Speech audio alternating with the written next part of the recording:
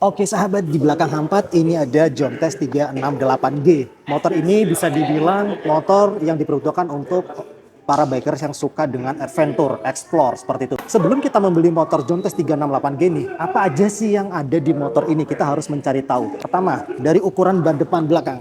Ya, ban depan ini ukurannya adalah 110 per 70, ringnya 17. Ban belakang ini 150 per 70, ringnya dia ring 14. Dan aksesoris yang disematkan di depan ini bukan aksesoris yang hanya sebatas marketing aja, tapi ketika kita membeli motor Jontes 368G ini sudah lengkap dengan full aksesoris crash bar, kemudian lampu tembak. Oke sahabat, selain mendapatkan aksesoris sudah full aksesoris dari crash bar, ini juga sudah mendapatkan handguard. Jadi handguardnya ini tebal banget, plastiknya lumayan, apalagi besi yang di bagian sini, ini juga tebal. Cakep ya. Kemudian untuk windshield, ini windshieldnya belum elektrik tapi dia manual adjustable. Manual adjustable, kunci-kunciannya berada di sini. Ini tinggal kita putar aja. Nah, sampai sudah longgar. Tuh lihat. Yang sebelumnya untuk kunci seperti ini posisi windshield adjustable-nya kunci. Kalau ingin kita buka, ingin kita naikkan, ini kita buka dulu kunciannya, putar ke depan sampai udah kebuka otomatis. Begitu juga di bagian sini. Oke, ini kebetulan sudah kebuka ya. Baru ini kita tinggal naikin ke atas saja. Nah, tuh, ini tampilan kalau windshieldnya tinggi. Setelah itu baru kita kunci lagi. Tekan ke dalam, kemudian diputar ke depan. Dia. Bagian sini. Oh, udah. Untuk nyalain tekan sekali. Tekan sekali aja. Nah, ini stang juga sudah nggak ngunci. Jadi kalau begitu motor ini mati, dia otomatis terkunci. Nah, ini tampilan dari speedometernya. Keren ya. Ini untuk bar indikator bensin. Tadi motor ini dinyalakan dengan cukup sekali push button ini aja. Kalau untuk matiinnya, kita tekan yang lama. Kurang lebih 3 detik, dia sudah mati. Lihat. Nah, kalau misalkan stangnya posisinya di tengah, ini masih bisa digerak-gerakin. Tapi kalau stangnya posisinya berada di samping, otomatis langsung kunci. Kemudian pasti sahabat pada bertanya-tanya, nggak ada nak kunci, semua dioperasionalkan melalui tombol-tombol merah. Kemudian kunci fisiknya seperti apa sih? Ini dia kunci fisiknya. Dia semacam kayak smartwatch ya, sekilas ya. Ya, tampilannya sepertinya semacam smartwatch. Asik sih, jadi kita nggak perlu masukin ke dalam kantong untuk kunci-kunci motor ya. Tinggal kita pasang di pergelangan tangan kita sehingga aman dari kehilangan kunci pastinya. Itu dia. Dan ini kita dapat dua, jadi biar ada backupnya. Tuh, jadi ini adalah tampilan dari kunci Jontes 368G. Kemudian DRL-nya ini dengan posisi motor hanya sebatas akinya nyala, belum di start engine. Jadi lampu DRL-nya dulu nyala. Nanti ketika misalkan sudah di start engine, baru headlamp ini dia akan nyala. Oh, lihat nih headlampnya luar biasa, headlampnya keren. Dan ini lampu sennya di sini. Jadi mungkin di awal disangka di bawah dari DRL ini adalah lampu sen, bukan. Lampu sennya adalah yang di bagian atas ini. Ini adalah tampilan dari headlamp. Tadi yang awalnya DRL, ini headlampnya. Ganteng. Kemudian ini lampu tembak, dia langsung yang warna kuning. Jadi hanya satu warna aja untuk lampu tembaknya. Tuh, kita lihat tampilan dari headlamp. Oke, lagi Kas, coba lampu dim.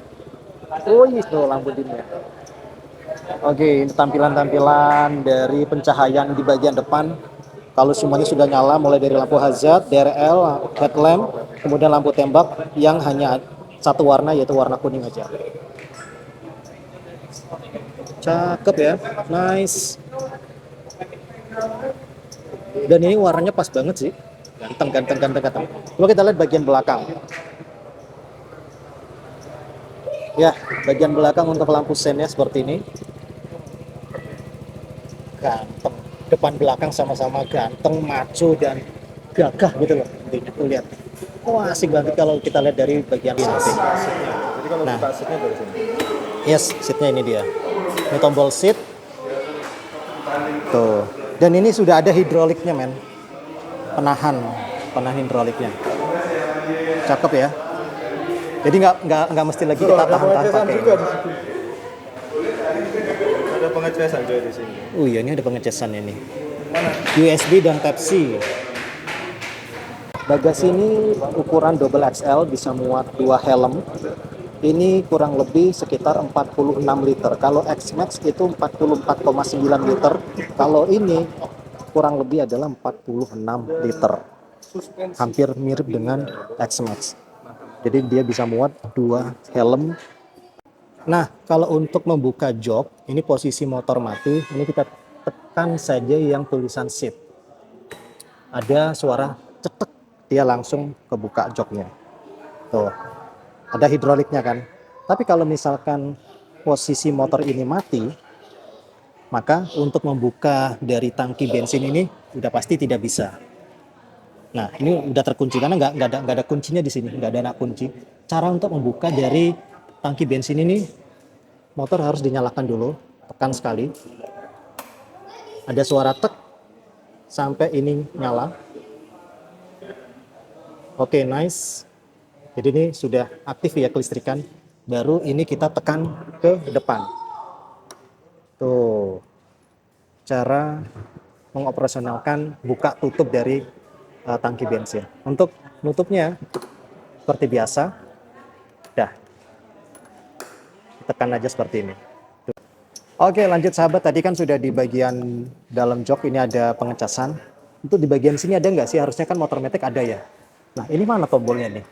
Tenang, tombolnya ini manual, bukan tombol-tombol yang pakai seperti ini. Dia letaknya berada di sini. Nah, ini dia. Tuh, kelihatan nggak? Tuh, ini dia. Ini kita tekan. Langsung. Coba sekali lagi. Nah, coba kita tutup. Tekan kok. Kita tekan tombol tuh, langsung otomatis. Dan ternyata di sini juga ada pengecasannya loh. Sama-sama USB dan Type-C. Ini dia ruangan dari dashboard di bagian depan. Hanya bisa untuk 1 HP. Oke, kita lanjut sekarang di bagian knalpot. Wih, ini knalpotnya ganteng banget, covernya ini. Dan ini plastiknya keras loh, dan tebel plastiknya. Tuh lihat. Ini mungkin yang bertanya-tanya, kok ada footstepnya 2, atas dan bawah? Betul sekali. Jadi footstep yang bagian atas ini diperuntukkan untuk si boncenger. Kemudian footstep yang bawah mungkin karena kita mengetahui postur tubuh orang juga berbeda-beda. Kalau dirasa boncenger di footstep bagian atas kurang nyaman karena terlalu pendek jaraknya, mungkin dia bisa nyentuh footstep yang di bagian bawah. Tapi footstep di bagian bawah ini itu juga bisa kadangkala digunakan untuk si ridernya. Untuk apa? Untuk melakukan riding ketika dia berdiri. Jadi tidak mesti harus menginjak footstep yang di sini, melainkan bisa menginjak footstep yang ada di belakangnya ini ketika ridernya sedang berdiri. Dengan posisi riding berdiri. Nih, sudah dipersiapkan, sudah disediakan.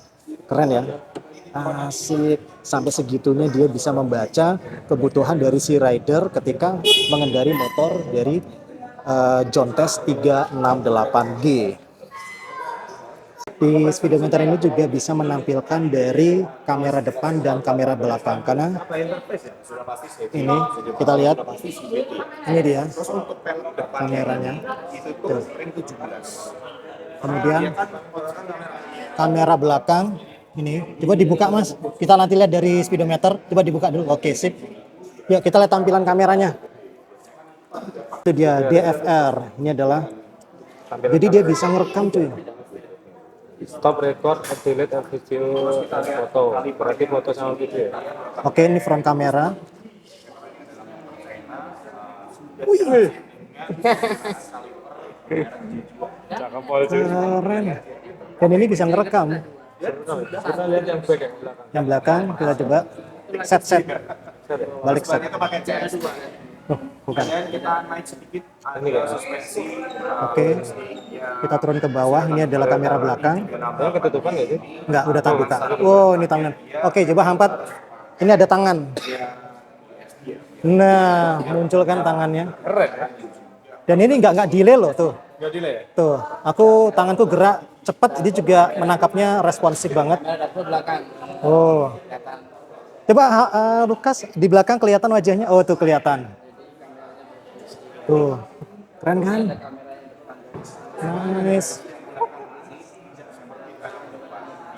Harga 140 jutaan off the road Jakarta ya. Untuk di Bali ya kita tunggu aja harganya. Tapi ini bener-bener teknologi ya. Cakep, cakep. Nice.